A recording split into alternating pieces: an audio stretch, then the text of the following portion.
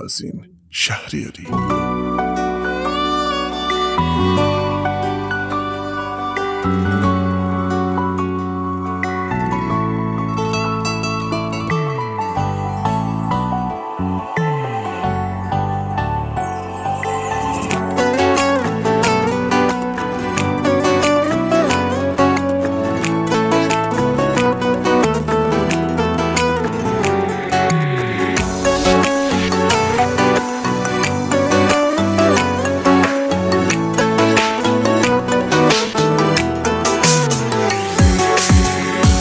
تو فراموش بکنم اون همه مهربانی، با خاطرات تا ابد تو خاطرم امانی.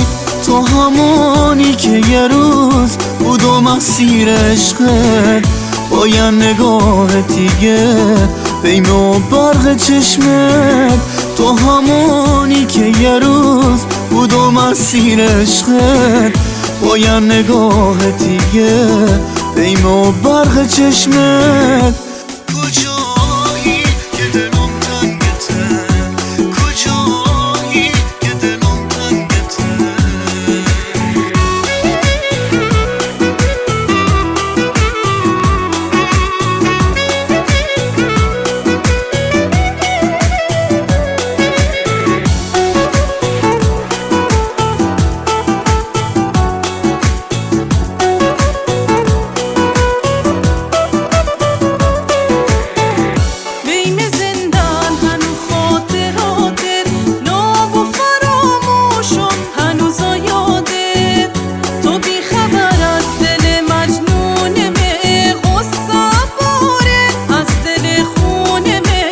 حسرت اون روزانه رفته و من تگو تو قلبت، تک و تنها جامن. حضور تو تنها امیدم از سر رفتی، چه که حزود بودی از مخستم.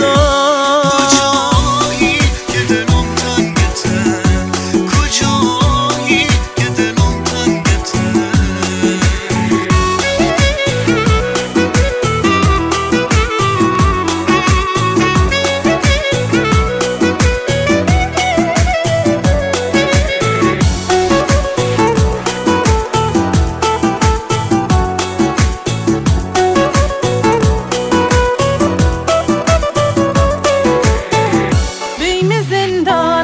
خاطراتت ناب و فراموشم هنوز یادت.